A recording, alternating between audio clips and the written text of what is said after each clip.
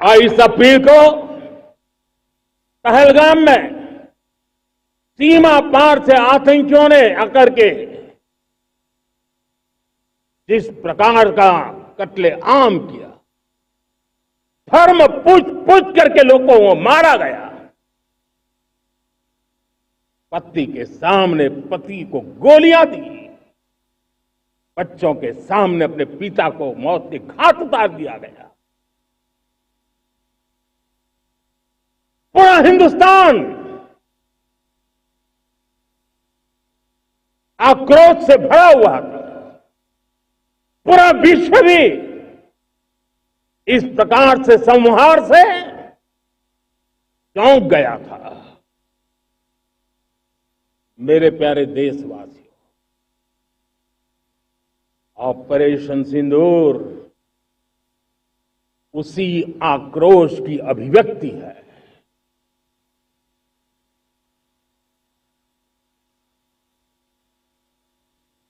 22 तारीख के बाद हमने हमारे सेना को खुली छूट दे दी। रणनीति वो तय करे, लक्ष्य वो तय करे, समय भी वो चुने।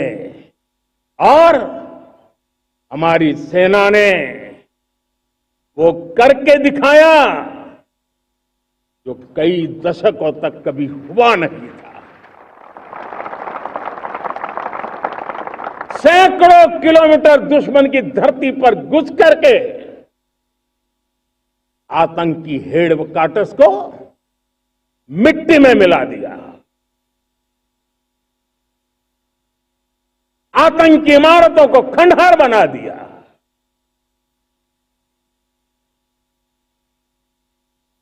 पाकिस्तान की नींद अभी भी उड़ी हुई है।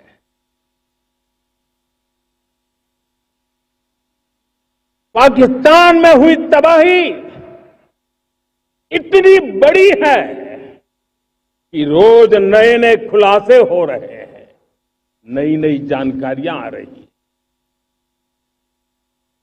मेरे प्यारे देशवासियों, हमारा देश कई दशकों से आतंक को झेलता आया हुआ है। देश के सीने को छलनी कर दिया गया है। अब हमने एक न्यू नॉर्मल प्रस्थापित किया। आतंक को और आतंकी को पालने पोसने वालों को, आतंकियों को ताकत देने वालों को अब हम अलग अलग नहीं मानेंगे।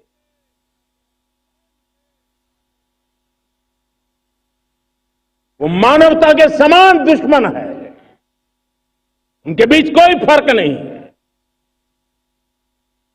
अब भारत ने तय कर लिया है कि न्यूक्लियर की धमकियों को अब हम सहने वाले नहीं हैं। न्यूक्लियर ब्लैकमेल लंबे अरसे से चलाया, अब वो ब्लैकमेल नहीं सहा जाएगा।